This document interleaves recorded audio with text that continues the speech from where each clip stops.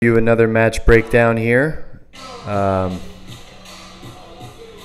me kill the audio. So this is myself and one of my students, Michael Lugo. He's pretty active on the competition scene. He's a really good black belt, been training over 10 years. One of my toughest training partners of my students here. A little smaller than me, but aggressive and really good. So let's see. I'm fighting for the grips, the 2-on-1. I want him to pull away so I could set up a single or a double or maybe even a trip. But he likes that arm drag takedown. So once he gets one of his arms free, he's going to try to arm drag me and take his back leg and try to trip my front leg. So that's basically my main takedown. So I know what to do. I'm just going to basically step my foot up and cut off an angle here. So he wants it. He's ready. Boom. See how I just picked up my foot? So if I let that foot get behind mine, he's going to trip me. So I'm going to step my heel to my butt, and I'm going to just step to my left. Before he can get to my back, I turn. And he likes that takedown. I think he's going to go for it a bunch of times. We're both battling for the insides. I want my 2-on-1 grips. Little feints. Always good to feint. Let them never know what you're really wanting to do. Notice I just grabbed his wrist and I'm looking for an arm drag on him now. But he was smart. He didn't let me drag his arm across. He grabbed my shoulder, which kind of stopped me in my tracks. Alright, so he kind of just shot in without setting it up, which is why I was able to kick my leg back pretty easily there and cut another angle. I'm big on angles. When he shoots in, if I can circle him, it's really hard to get a good grip. So I went for another arm drag. I missed. He went for another arm drag again. I kicked my leg back. And then I cut the angle to cut out this way. And I always face him. But he did another good reshot. Got a hold of my ankle. Now, if someone has my knee, I'll stay facing him, whizzer, and do all the right things. But if they just have my ankle, I always turn and kick out. And then I need to turn right away so he doesn't take my back. Right away. Almost broke my ankle on the wall. Just head fighting, jockeying for position. 2-on-1s. And that was a little better. He went from a wrist grip to a single, and now he's pretty deep. So my game plan here is to balance. Never take too many big steps on this foot. Always little hops, tiny little choppy hops. And I'm just trying to move his head around, trying to see if I can get a Kimura grip, a whizzer. So I decided to go with the whizzer. He tried to trip me down. I'm just trying to keep my balance. And I wouldn't say what I did was smart right there. I kind of gave my back up so I didn't get taken down. I believe I tried Granby roll here. Not a very good one. And I end up trying to take top half guard. He could maybe try harder to climb up my back, but I was turning too quickly. Let's see that sequence again. So I just do like some kind of weird sideways roll. Something I saw on Facebook or on Instagram. I don't usually do this. But I was like, let me give it a shot. I was able to flip him over. If he wants to hold on, he's going for a ride. If he lets go, then I'm out. So I figured, what's the worst that can happen? He takes my back. And he didn't. He tried to here again. I put my left knee over his body to cover that side. Now he's trying to bring me back this way. I have good base. He's trying to get an underhook on the other side now, so I throw my body back to the other side. He goes to the underhook on this side, so I throw my body back to this side. And I decided to go into the front headlock. So what you saw was a lot of experience, a lot of balancing. Every time he tried to take my back, I threw my body towards the underhook side he was trying to take my back. So watch in real time now. He has underhook on the left, I throw my body to the left. Underhook on the right, I throw my body to the right. Left, right, until I just say, screw all this. Front headlock is one of my best positions. I like to have the head and arm inside, and I like to sprawl out and possibly take the back. But I believe in this situation, I just set up a takedown. I knew if I let his head go free, he would posture his head up nice and high, and his legs would be wide open. No, I think I do it. I kept trying to sprawl back. He did a nice roll to try to roll me over, but he kind of threw himself into an anaconda choke because my arms were right there, ready to go. So I have the anaconda locked up. My right hand's on my left bicep, grabbing his back. I'm squeezing. He's trying to open up his right shoulder to stop the pressure on the right side. I know I have tight grips. It's not like my fingers are on my bicep. My whole wrist is on my bicep. So I wasn't willing to just let this go. I wanted to gator roll him over, but I'm kind of on the wrong side right now. So I'm just going to be patient. I'm going to squeeze. He looks okay. But I know if I can get to the right shoulder, if I can get us on this side, I know I'll have a nice choke. And I'm going to use a little strength.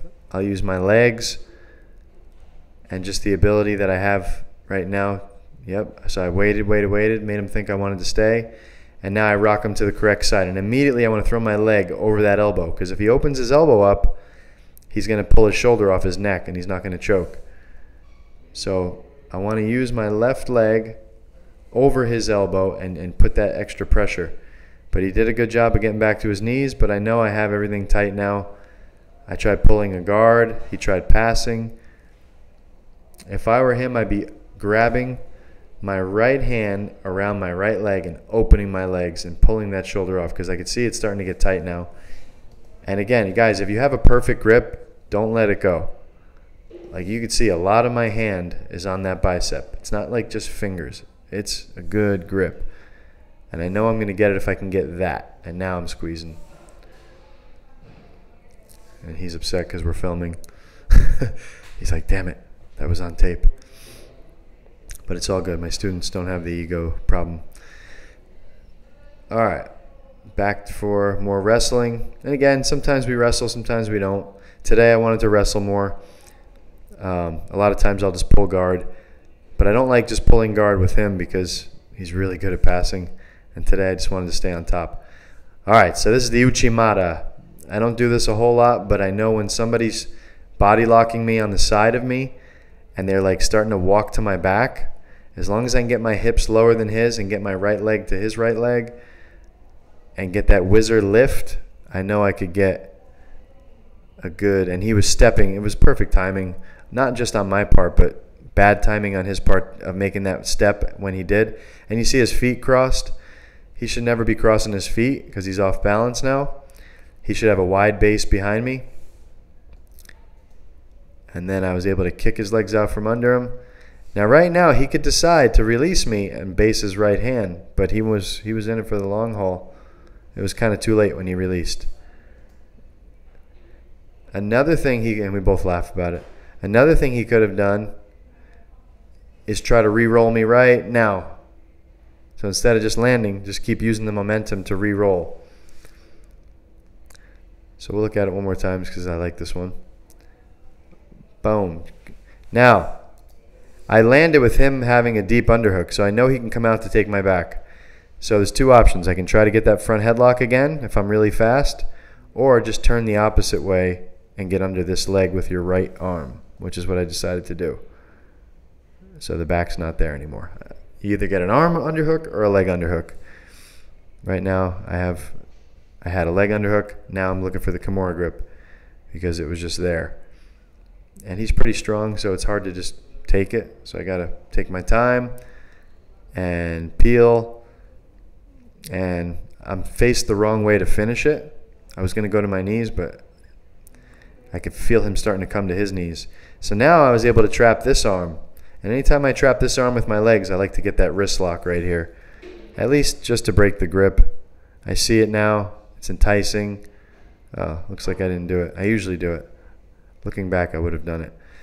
I want to get this leg over his head to finish the Kimura, but he's got his arm there, so I can't. So I figured I'd just try the straight arm lock. And when you do a straight arm lock, if you just kind of walk his fist up towards his shoulder and head, a lot of times it becomes a shoulder and an elbow lock, and they tap. So that's what's happening here. He knows it's not going to be good for him. And I usually go lighter there because I don't want to break any of my people's arms. All right. Getting to the end of the round here. I think there's a minute and a half left of the round. Back to wrestling. He likes to shoot a lot. He likes to work on his shots. So I usually don't shoot on him because he's so aggressive on the feet. I'll just wait. And if I see something, I'll sprawl on it or try to take advantage of it.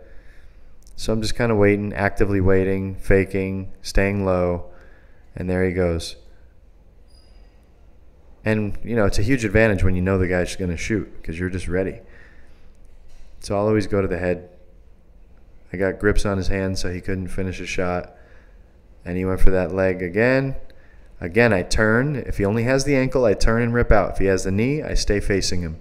So I got to turn right away. See how I turned right away? And he almost got my back, but I turned quickly.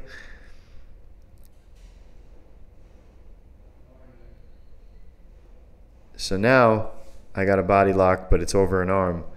But I have long arms, and he has a skinny waist.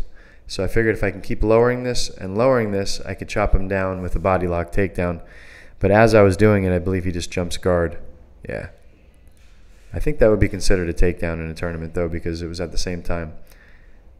So he's got a really active guard, very strong grips. So I got to just make sure I can break the grips he has, keep him on his back. Don't let him come up. Don't let my hands hit the floor. Keep him inside of his arms. Try to stay relaxed and breathe.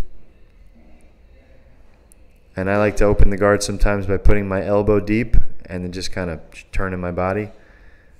That usually works, does the trick, and there it is.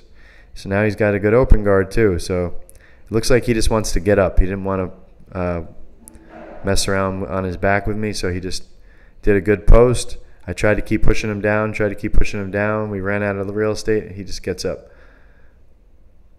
And we're back to the beginning. And here we go.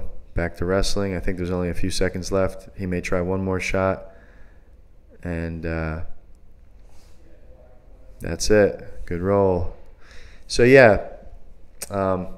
Couple things he could have done differently is with the anaconda, he's got to open his elbow up, grab the back of his leg, open his shoulder from his neck. Trying to think of what else I was ended up getting. That Uchimata, he can't be crossing his feet. He's got to keep a wide base and a low base. And I don't remember what else I got him in. Oh, that straight arm lock. He's got to go to his belly here. Like right away. I know I have a lot of weight on him on his upper chest, but he can shrimp, get to his knees, start looking for a single leg, and then I'll have to try something else or try the Kimura trap. But at least he'll have time to scramble rather than just lay here and get his arm taken. And yeah, here he's got to get his butt out. He's got to bring my hooks up higher. And yeah, that's a great roll. So I hope you guys got a lot out of this. If you have any questions, let me know.